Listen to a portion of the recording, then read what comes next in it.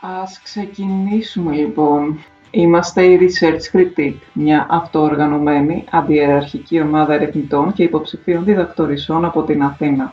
Μεταδίδουμε ηχογραφημένα από το υπερσύγχρονο στούντιο που εδρεύει σε ένα υπόγειο πλησίων της υποκατασκευής αμαρτωλής γραμμής 4 του μετρό. Θα μεταφέρουμε ιστορίες από την καθημερινότητα, προβληματισμούς για την φύση της εργασίας μας, νικηφόρους ή και όχι αγώνες μέσα από την ελληνική αλλά και διεθνή ακαδημία. Και θα κρίνουμε τα επίδικα της τριτοβάθμιας εκπαίδευσης και της έρευνας, όπως ραγδαία αυτή μεταξελίσσεται.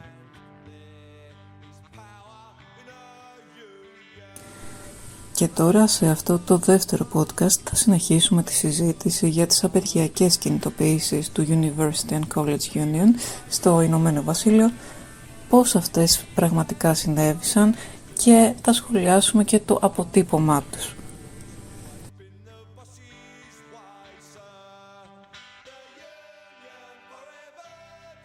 Ωραία, είμαστε πίσω, μέρος δεύτερο. Συζητάμε για το κομμάτι των αγώνων που τρέξαν από το 2018 μέχρι το 2023. Τα αιτήματα αναφέρθηκαν, και τα αρχικά και τα τελικά. Και ποια είναι η άποψή σου γύρω από το κατά πόσο πέτυχε αυτή η απεργία? Να πούμε ότι πρώτα απ' όλα, όπως είπα, υπήρχαν δύο πτυχές σε αυτόν τον αγώνα. Το ένα ήταν το συνταξιοδοτικό και το άλλο ήταν το war fight. Το συνταξιοδοτικό πέτυχε. Δηλαδή, όντως όπως είπα, έγινε το ballot, η ψηφοφορία στον τελευταίο χρόνο. Είμαστε στο 2023. Είμαστε στο 2022. Έγινε το ballot. Συντριπτικά, ψήφισαν όλοι υπέρ του να γίνουν κινητοποιήσεις στα 150 πανεπιστήμια. Είχαμε 3 μέρες απεργία τον Νοέμβρη και μεταξύ Φλεβάρι και Μάρτη άλλες 18 μέρες. Αρχικά, να πούμε ότι ο κόσμος ψήφισε μαζικά υπέρ του να γίνουν κινητοποιήσεις στις αρχές του 2022. Πρέπει να δώσεις εντωμεταξύ και 14 μέρες ειδοποίηση στον εργοδότη σου για να ξεκινήσεις απεργία. Να το πούμε και αυτό. Αυτό ισχύει σε όλο το... Ναι. Δηλαδή, αν γίνει εργατικό ατύχημα, ναι. Ξέρω εγώ, ένα πολυματοφόρο, καθένας εργαζόμενος, γιατί δεν μπορούν να απεργήσουν ακαριέα οι εργαζόμενοι, θα πρέπει να δώσουν το week notice. Θα πρέπει να γίνει ballot, να ψηφίσει το 50%, για να είναι νόμιμη η απεργία, να γίνει το 50% να υποστηρίξει ότι θέλουμε αυτό και μετά από 14 μέρες να ξεκινήσει. Δηλαδή, ακριβώς αυτό που λες, ότι είναι πάρα πολύ σειρά τα αντιγιούν. Το οποίο βέβαια έχει ένα παράδοξο αποτέλεσμα καμιά φορά. Ότι όταν όντως αποφασιστεί, δηλαδή συνήθως τα πράγματα είναι αναγκαστικά long term. Δηλαδή έτσι, δεν είναι, μπορεί να γίνει μια παράσταση διαμαρτυρίας, κάτι, αλλά όταν μιλάμε για απεργίες, κάπως μιλάμε για πιο στρατηγικούς στόχους και μεγάλους στόχους. Και επίσης σημαίνει ότι εφόσον έχεις καταφέρει να πας το 50% των ανθρώπων να ψηφίσουν για την απεργία και πάνω από αυτό να πούνε ναι, σημαίνει ότι κατά πάσα πιθανότητα ο κόσμος είναι όντως πολύ δεσμευμένος στο να το κάνει αυτό. Και σημαίνει ότι έχεις κάνει ως σωματείο μια τεράστια διαδικασία πριν, που λέγεται, get the vote out, έτσι, στο οποίο κάνεις δουλειά μυρμηγκιού για πάρα πολύ καιρό για να βάλεις όλους να ψηφίσουν να κάνουμε απεργία. Που σημαίνει ότι καταρτάς λίστες με όλα τα mail, τηλέφωνα, μηνύματα, φυλάδια. Δηλαδή γίνεται στην πραγματικότητα η διαδικασία για να κάνεις απεργία από μόνη της είναι ότι χτίζεις το union, χτίζεις το σωματείο. Και τέλος πάντων, αφού γίνεται αυτό, κάπως όντως υπάρχει μια συσπήρωση πίσω από τις απεργίες που αποφασίζονται.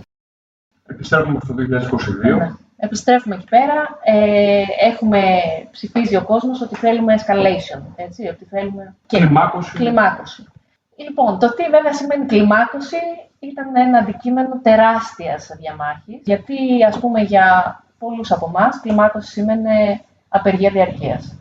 Και αντιθέτως, η ηγεσία της συνδικαλιστικής οργάνωσης δεν ήθελε κάτι τέτοιο. ήθελε να το πάει πιο σταδιακά για να μην χάσει τα πιο συντηρητικά μέλη και διάφορα τέτοια πράγματα. Το οποίο δημιουργεί κάποια προβλήματα, γιατί πλέον έχει αποκτήσει και η διοίκηση στα πανεπιστήμια τεράστιο know-how στο πώς να υποσκάπτουν απεργίας που δεν είναι διαρκές. Δηλαδή, πώς θα ρυθμίσουν τις εργασίες του πανεπιστημίου με ένα τέτοιο τρόπο, ώστε να μην υπάρχει disruption, να μην υπάρχει, ας πούμε, ιδιαίτερο πρόβλημα. Γιατί όντως οι απεργίες που τέλος πάντων υπάρχουν μεγάλες διαμάχες σε σχέση με το τι σημαίνει κλιμάκωση, αυτό που αποφασίζεται είναι ότι θα γίνουν αυτές οι διακεκομένες απεργίες. Επίσης σημαίνει ότι κάνουμε pickets, δηλαδή ότι τη μέρα των απεργιών σημαίνει ότι μαζευόμαστε έξω από το χώρο εργασίας και επίσης κάτι που να σημειώσουμε ότι δεν μπορείς να τον μπλοκάρεις νόμιμα, δεν μπορείς να σταματήσεις, απαγορεύσεις την είσοδο. Αλλά τέλος πάντων να έχεις μια πολύ έντονη παρουσία που κάπως θέλεις να πεις ότι εντάξει. Χαλάς το image του πανεπιστημίου όμως. Το χαλάς.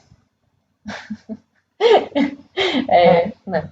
Επίσης, καταλαμβάνεις χώρο στο δημόσιο χώρο και δεν μπορούν να σε εκτοπίσουν. Ναι. Αλλά βέβαια για να το καταλάβεις αυτό το χώρο έχεις πάρει άδεια πιο πριν, σωστά. Θεωρείται από τη στιγμή που έχεις. Όχι. Από τη στιγμή που έχεις δηλώσει την απεργία, έχει γίνει κάπως. Έχεις ειδοποιήσει, από εκεί και πέρα το picket μπορείς να κάνεις pickets. Δεν χρειάζεται περαιτέρω άδεια για το picket. Δεν μπορείς, είναι ενάντια στο νόμο, να κάνεις picket για χώρο εργασίας άλλων. Έτσι. Solidarity picket. Οπότε υπάρχουν διάφορα creative.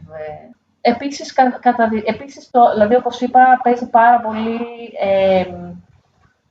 οργάνωση σε αυτό το κομμάτι του να πιεστεί ο κόσμος να μην δουλέψει, να μην κάνει reschedule τα μαθήματα, να μην κάνει τίποτα από όλα αυτά. Πάλι, ας πούμε, καταρτάς λίστες, ότι έχουμε δει το πρόγραμμα, βλέπουμε ότι διδάσκεται εκείνη τη μέρα, έχει απεργία, συμβαίνει αυτό, αυτοματοποιημένα μηνύματα ότι κάνεις digital picket, δηλαδή δεν στέλνεις mail, δεν κάνεις τίποτα. Τεράστια κουβέντα τι σημαίνει για τους ερευνητές να κάνουν απεργία. Είχαμε συγκεκριμένα ομάδες ερευνητών να συζητήσουμε τι σημαίνει ακριβώς το να κάνεις απεργία. Κατά τη διάρκεια των απεργιών κάναμε αρκετή δουλειά σε σχέση με εργατικές έρευνες για τις συνθήκες εργασίας των ερευνητών. Οπότε κάπως μια παραγωγή άλλης γνώσης κατά τη διάρκεια των απεργιών. Επίσης, τι σημαίνει να κάνεις απεργία από τη στιγμή που θα έχεις τα παραδοτέα. Υπάρχει το deadline. Ναι, δηλαδή αυτό και τι σημαίνει. Επομένως, προσπαθήσαμε να φτιάξουμε κάποιους τρόπους ώστε να πούμε στα research councils ότι αυτά τα λεφτά που χάνουμε αν δηλώσουμε την απεργία να μπαίνουν σε ένα άλλο fund, ας πούμε, που να πηγαίνει στην έρευνα, σε άλλη έρευνα ή τέλος πάντων. Οκ, αλλά εμείς έχουμε πάρει ένα horizon το οποίο λύγει το Μάρτιο και ξεκινάει η απεργία το Νοέμβριο και πάει 3 μήνες μπροστά. Τι θα κάνουμε το παραδοτέο του Μαρτίου?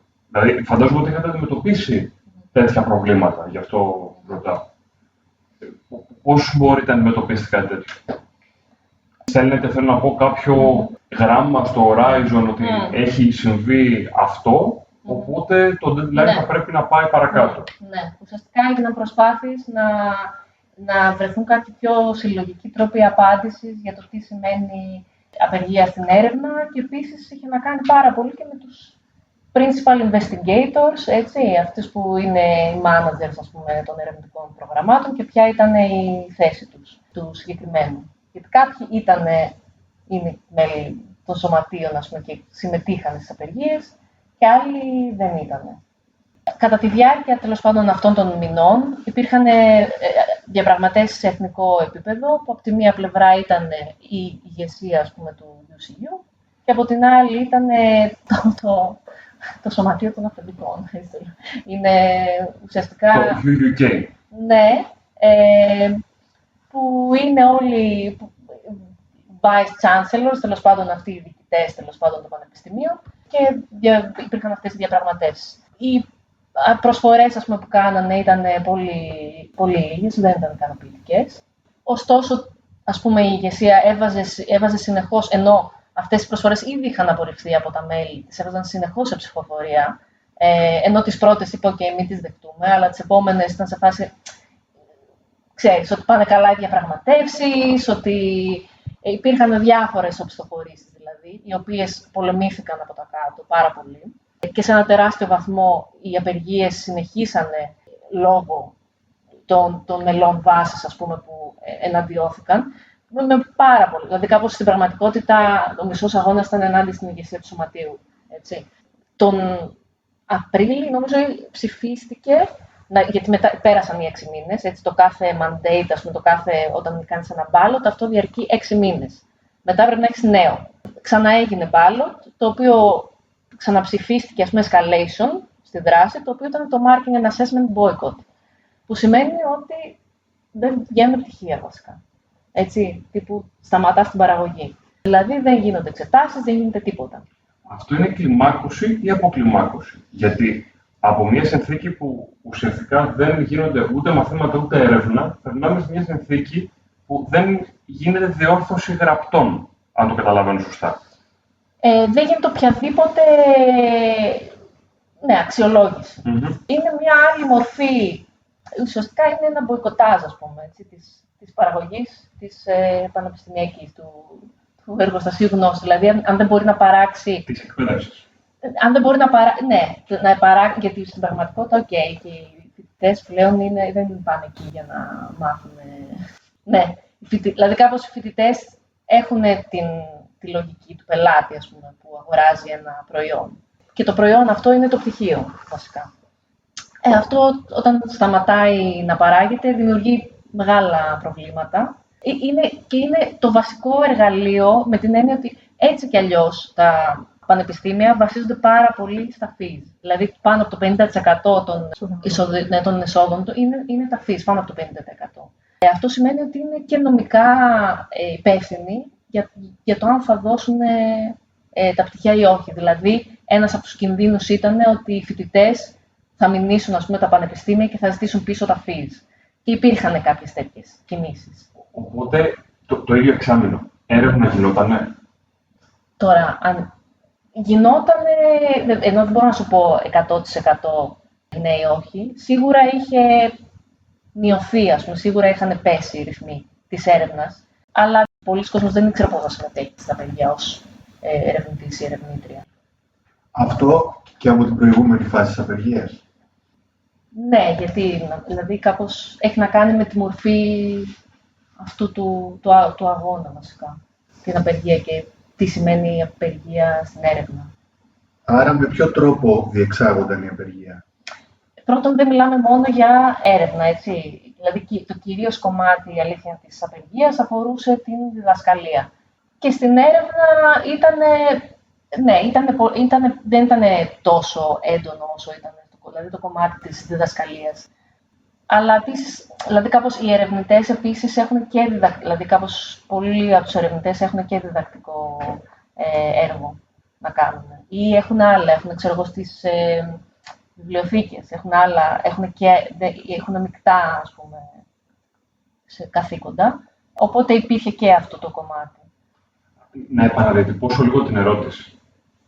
Ήταν αποκλιμάκωση, κλιμάκωση ή αλλαγή μέσων του αγώνα? Δηλαδή, από μια συνθήκη που ίσως είναι ασαφή στο τι σημαίνει απεργό στην έρευνα, πάμε σε μια συνθήκη πολύ πιο σαφή που λέει ότι δεν διορθώνουμε γραπτά εξετάσεων, οπότε δεν βγαίνει κανένας φοιτητής από το πανεπιστήμιο με το πτυχίο του.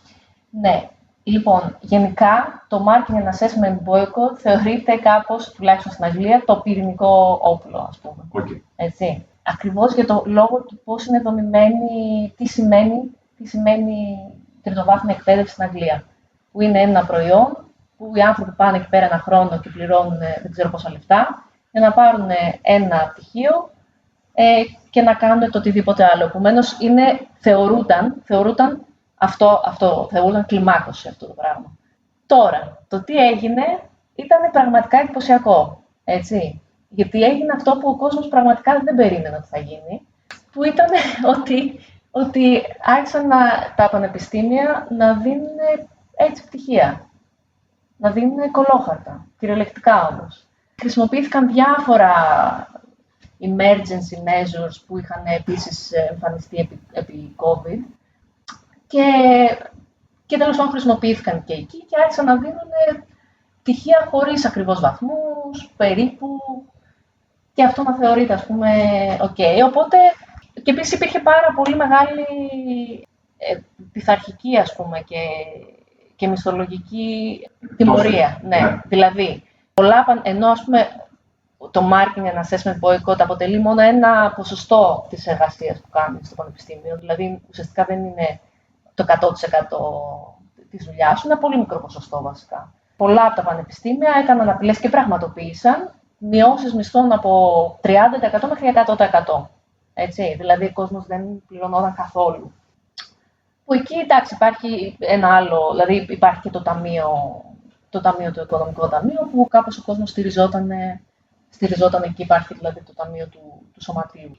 Υπήρχε αυτό το που κάπως δεν ήταν αναμενόμενο. Βέβαια, αυτό που συνέβη ήταν ότι, ας πούμε, πάλι κάπως η ηγεσία του Σωματείου καθυστέρησε να κηρύξει το ballot, προκειμένου να βγει η απόφαση για το επόμενο εξάμηνο. Και ενώ, ας πούμε, τελείωνε το εξάμηνο, υπήρξε αυτό το κενό που δεν καλυπτόταν από την απεργία. Ας πούμε, δεν μπορούσαν να κάνουν νόμιμα κάτι οι εργαζόμενοι και ξαφνικά σκάσανε έπρεπε να κάνουν ό,τι δεν είχε γίνει όλους τους προηγούμενους μήνες. Έτσι. Εντάξει, υπήρξε πάρα πολύ θυμός και πάρα πολύ μεγάλη απογοήτευση. Ο κόσμος, εντάξει, τώρα για μήνες ήταν στα κάγκελα, έτσι, κάθε μέρα αυτή η φάση. Ναι, και κάπως υπήρξε μεγάλη απογοήτευση γι' αυτό. Θα έλεγα ότι το Four Fights, ας πούμε, δεν πέτυχε. Βέβαια, αυτό κάπως σήμανε μια λίγο αλλαγή στρατηγικής, ότι κάπως πήγε η κατάσταση πιο πολύ στο τοπικό επίπεδο. Δηλαδή, κάπως οι αγώνες που ακολούθησαν μετά, γιατί ήδη είχε χτιστεί έτσι, όλη αυτή, είχε χτιστεί πολλή δουλειά από κάτω, κάπως πήγε τοπικά δηλαδή. Οπότε συνεχίστηκαν διάφορες απεργίες, έγιναν διάφορες απεργίες πρώτα απ' όλα για την περικοπή των μισθών λόγω του marketing and assessment boycott. Δηλαδή υπήρχαν πανεπιστήμια που κάνανε απεργία διαρκείας, υπήρχαν άλλα που ακολούθησαν διάφορους μεθόδους, δηλαδή ακαδημαϊκό μποϊκοτάζ, ας πούμε, του ίδιου του πανεπιστημίου, reputational damage. Υπήρξαν τέλος πάντων συνεχιζόμενες απεργίες για αυτούς τους λόγους. Συνέχισαν μετά διάφοροι αγώνες τοπικά, με τα τοπικά σωματεία, αλλά ουσιαστικά υπήρξε μια μεγάλη ήττα. Δεν μπορώ να το πω διαφορετικά, να το χρυσώσουμε το χάπι, το οποίο είχε τεράστιο κόστος και στο γεγονός ότι κάπως η επόμενη χρονιά, αυτή η χρονιά, είναι μια χρονιά πολλών απολύσεων. Έτσι. Δηλαδή κάπως έχει έρθει πολύ, ας πούμε, τιμωρητικά όλο αυτό και... Απολύσεων με συρρίκνωση του κλάδου ή απολύσεων με άμεση αντικατάσταση? Με απόλυτη συρρίκνωση του κλάδου. Και μιλάμε για ουσιαστικά μια κρίση της τριτοβάθμιας εκπαίδευσης, η οποία ήταν σε προετοιμασία πάρα πολύ καιρό και πλέον αυτή η πούσκα σκάει με συρρίκνωση του κλάδου τεράστια. Ναι, και δηλαδή εκεί έχει να κάνει... Εκεί πάμε στο κομμάτι της επιχειρηματοποίησης, ας πούμε, και τι έχει σημάνει αυτό για όλο τον κλάδο. Η απάντηση του Σωματείου σε όλο αυτό το πράγμα, ποια είναι? Όπως καταλαβαίνεις, εννοείς τις ηγεσίες του Σωματείου ή... Του Σωματείου στο σύνολο και της ηγεσίας και ευρύτερα μετά του κόσμου. Συγκεκριμένα για τις απολύσεις. Για την κατάληξη του αγώνα και μετέπειτα και για τις απολύσεις. Ναι. Άρα ποια είναι η αποτίμηση? Η αποτίμηση και η δράση με βάση όλο αυτό το οποίο ήρθε μετά ως καταστολή και ως τιμωρητική, ας πούμε, πρακτική. Εντάξει, ουσιαστικά η ηγεσία του Σωματείου προσπάθησε να παρουσιάσει αφενός αυτό το πράγμα ως νίκη σε σχέση με το συνταξιοδοτικό και να φοκουσάρει, ας πούμε, σε αυτό το κομμάτι και ότι κάπως είναι μια παύση του αγώνα για να ξαναχτίσουμε το Σωματείο με έναν τρόπο. Ότι δηλαδή χρειάζεται αναδιαμόρφωση του funding model των πανεπιστημίων, ας πούμε. Εντάξει, ήταν μια υποχώρηση. Αυτή που ήταν η πρόεδρος του σωματείου επανεκλέχθηκε, όχι με την ίδια δύναμη, αλλά επανεκλέχθηκε.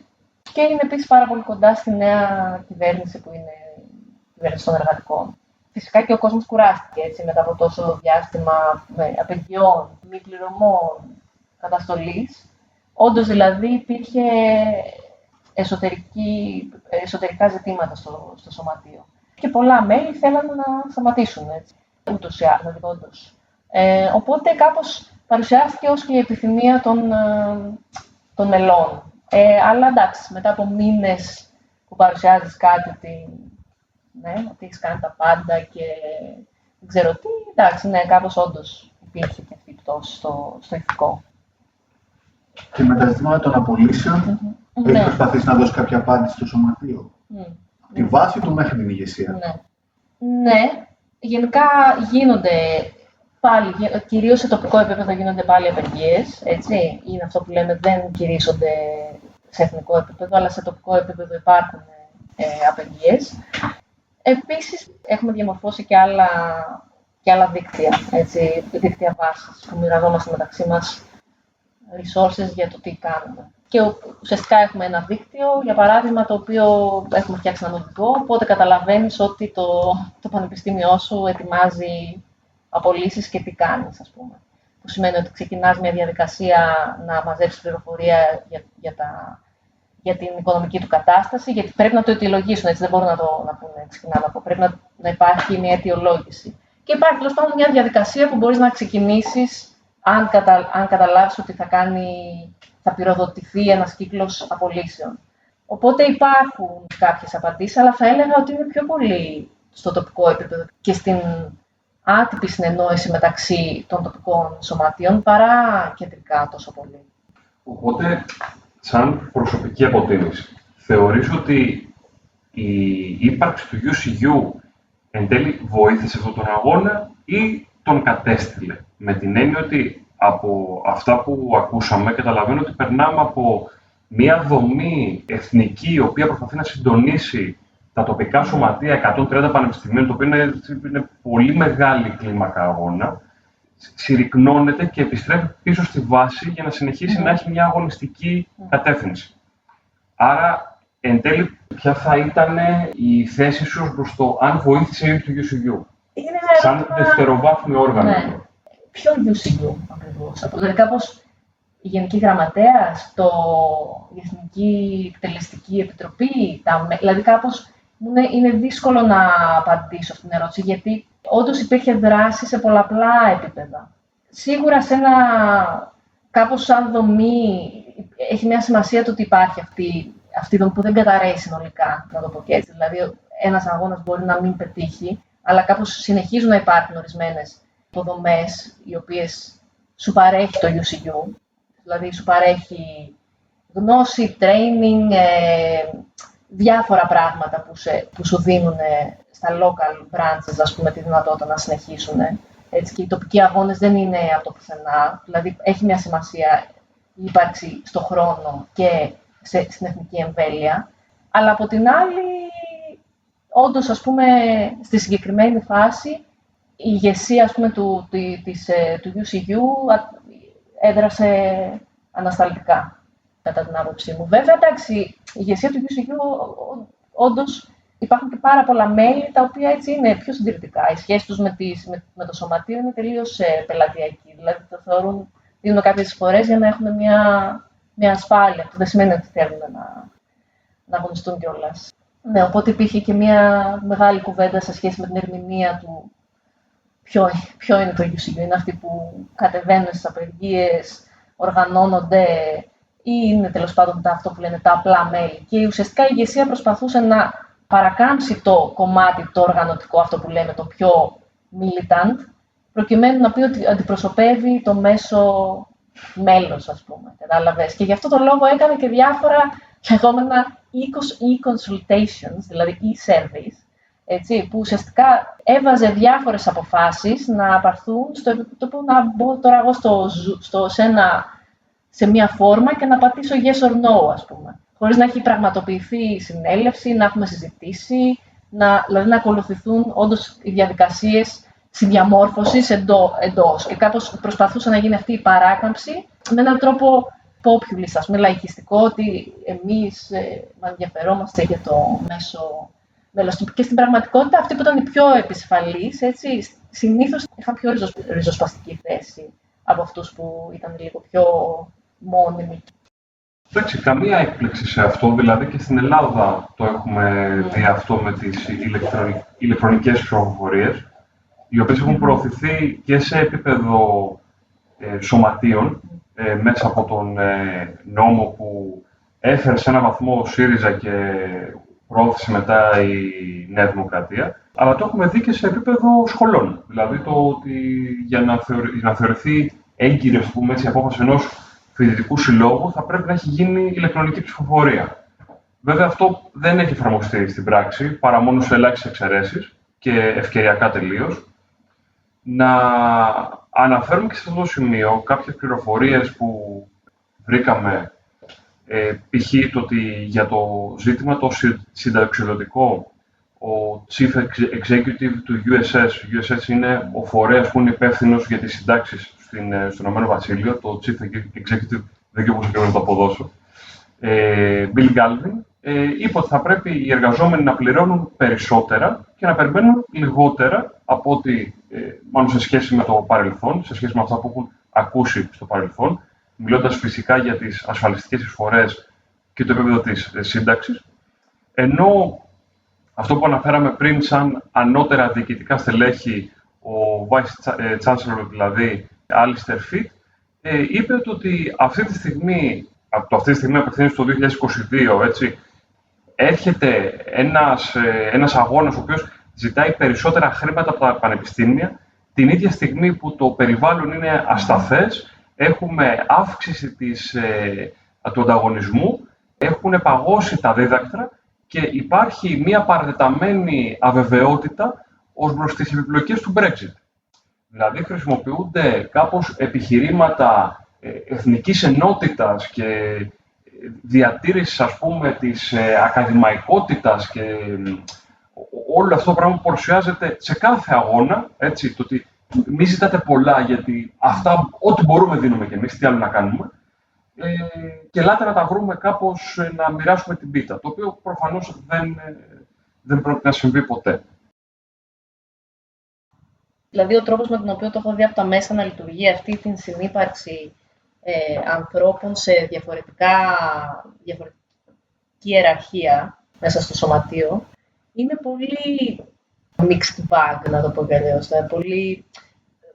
Πώς εννοώ. Φέρει συγκεκριμένα πλεονεκτήματα και μειονεκτήματα. Ναι. Δηλαδή ότι από τη μία, έτσι, έχεις η συνέχεια που υπάρχει, η εγκατεστημένη γνώση από προσωπικό, το οποίο γιατί είναι μόνιμο, είναι εκεί πέρα καιρό,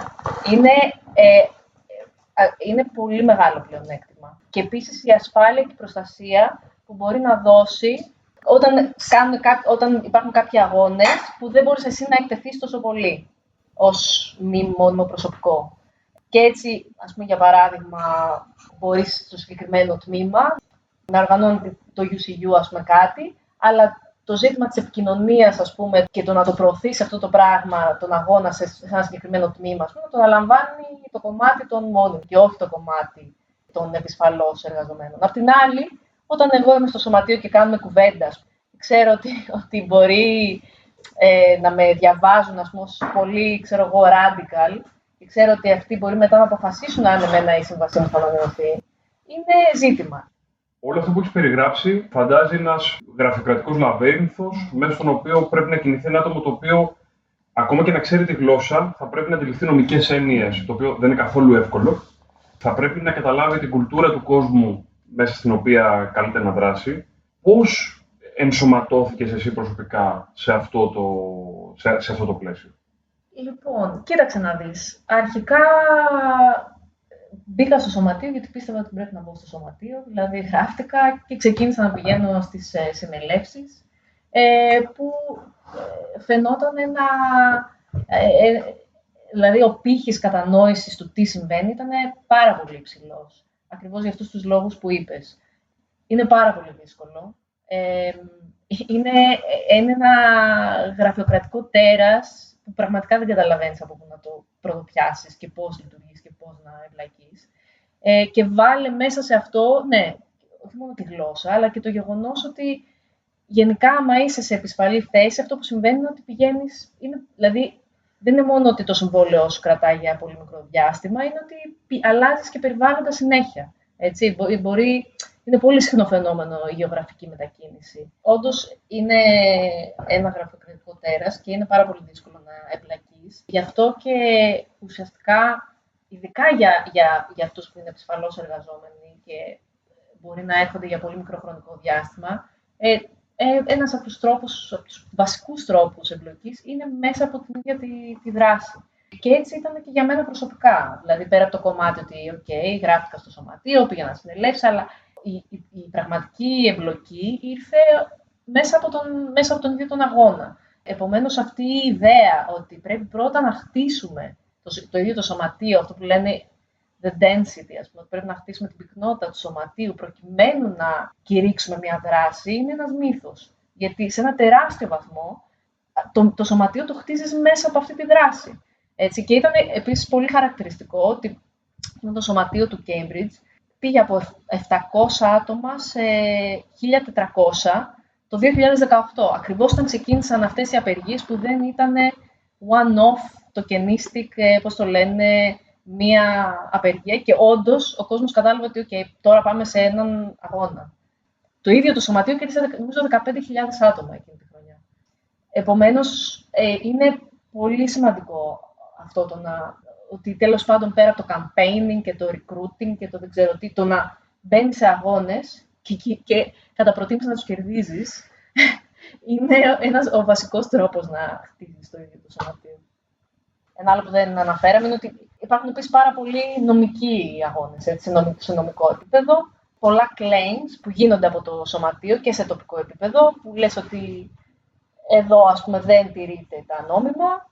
Ξεκινάς ένα claim, το κερδίζεις, ξεκινάει μια διαδικασία διαπραγματεύσεων. Εμείς είχαμε μια τέτοια διαδικασία διαπραγματεύσεων τα 2 τελευταία χρόνια, μέσα από ένα claim που κερδίσαμε το 2018 σε σχέση με το casualization. Και ξεκινήσει. Το οποίο θυμίσουμε ότι είναι η επισφάλεια, όλα, ναι. Στο να σταματήσουν οι συμβάσεις μικρής χρονικής διάρκειας ή οι συμβάσεις μηδενικών ορών. Ναι.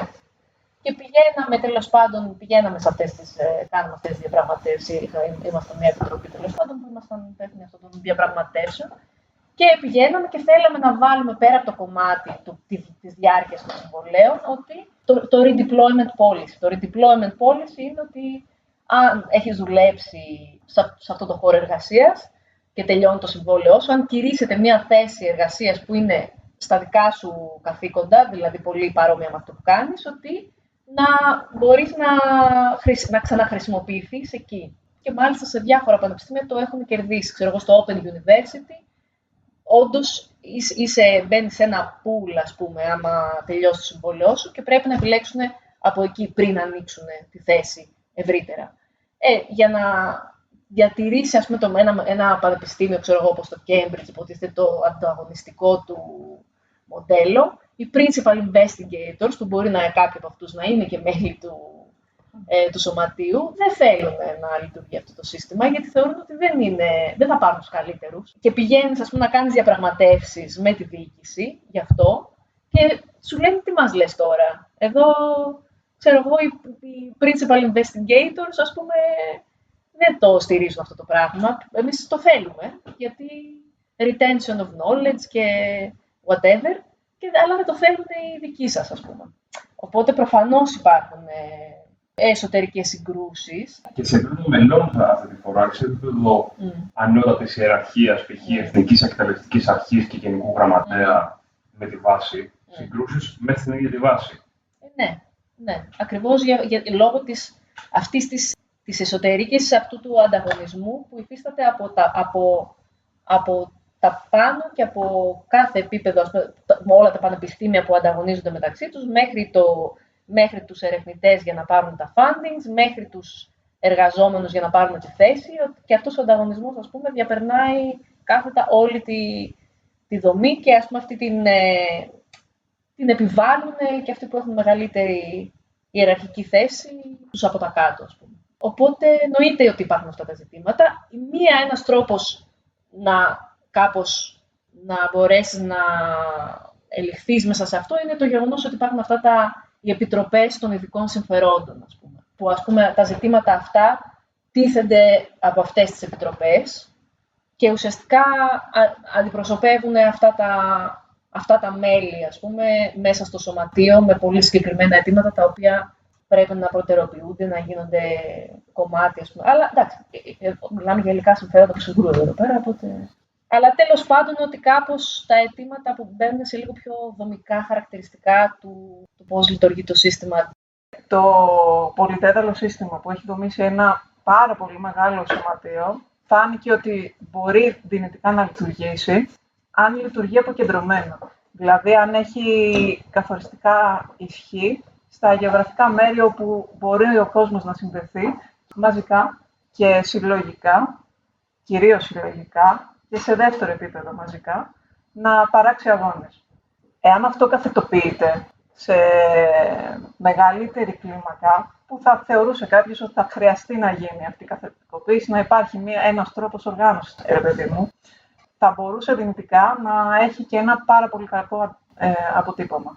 Και αυτό μάλλον φάνηκε εν τέλει, γιατί απολογίζουμε ως αρνητικό το πώς ολοκληρώθηκε αυτός ο αγώνας, δεδομένου ότι δεν κερδίθηκαν κάποια πάρα πολύ σοβαρά επίδικα του κόσμου που στηρίζει αυτό το οικοδόμημα, που είναι η τριτοβάθμια εκπαίδευση και η έρευνα στην Αγγλία, που είναι ένα κομμάτι του εθνικού προϊόντος του UK, πάρα πολύ σημαντικό. Και θα το συνδέσω λίγο και με τα καθημάς. Χρησιμοποιείται κατά κόρον το παράδειγμα του εκπαιδευτικού συστήματος στην Αγγλία για να έρθουν εγχώρια στην Ελλάδα, ενώ αλλαγές, οι οποίες μάλλον είναι, το παράδειγμα μάλλον χρησιμοποιείται παρελκυστικά, γιατί πολλές φορές δεν ισχύει. Και γι' αυτό θα κλείσω με κάτι θετικό, αποτυπώνω σημαντική την κουβέντα για το πώς λειτουργεί η οργάνωση και εν τέλει οι διεκδικήσεις στο United Kingdom, για να πω ότι καλό είναι να οργανωνόμαστε, να κρίνουμε και το πώς.